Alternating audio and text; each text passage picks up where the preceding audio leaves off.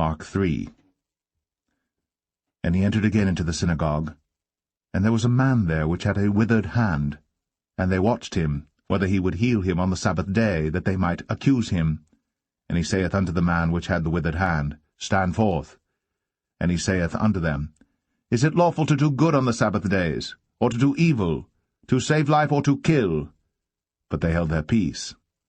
And when he had looked round about on them with anger, being grieved for the hardness of their hearts, he saith unto the man, Stretch forth thine hand. And he stretched it out, and his hand was restored whole as the other. And the Pharisees went forth, and straightway took counsel with the Herodians against him, how they might destroy him. But Jesus withdrew himself with his disciples to the sea. And a great multitude from Galilee followed him, and from Judea, and from Jerusalem, and from Idumea, and from beyond Jordan, and they about Tyre and Sidon. A great multitude, when they had heard what great things he did, came unto him. And he spake to his disciples that a small ship should wait on him because of the multitude, lest they should throng him. For he had healed many, insomuch that they pressed upon him for to touch him, as many as had plagues. And unclean spirits, when they saw him, fell down before him, and cried, saying, Thou art the Son of God. And he straitly charged them that they should not make him known. And he goeth up into a mountain, and calleth unto him whom he would. And they came unto him, and he ordained 12 that they should be with him, and that he might send them forth to preach, and to have power to heal sicknesses, and to cast out devils.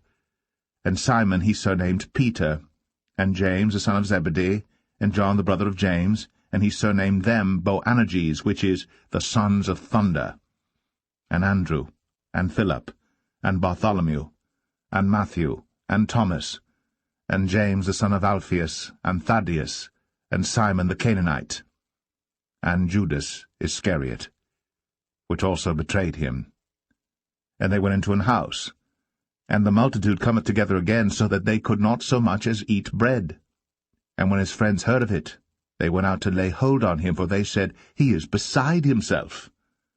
And the scribes which came down from Jerusalem said, He hath Beelzebub, and by the prince of the devils casteth he out devils. And he called them unto him, and said unto them in parables, How can Satan cast out Satan?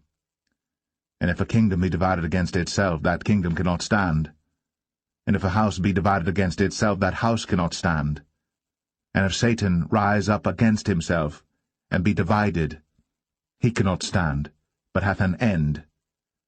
No man can enter into a strong man's house, and spoil his goods, except he will first bind the strong man, and then he will spoil his house. Verily I say unto you, all sins shall be forgiven unto the sons of men, and blasphemies wherewith soever they shall blaspheme. But he that shall blaspheme against the Holy Ghost hath never forgiveness, but is in danger of eternal damnation. Because they said, He hath an unclean spirit. There came then his brethren, and his mother, and, standing without, sent unto him, calling him. And the multitude sat about him, and they said unto him, Behold, thy mother and thy brethren without seek for thee. And he answered them, saying, Who is my mother, or my brethren? And he looked round about on them which sat about him, and said, Behold, my mother and my brethren. For whosoever shall do the will of God, the same is my brother, and my sister, and mother.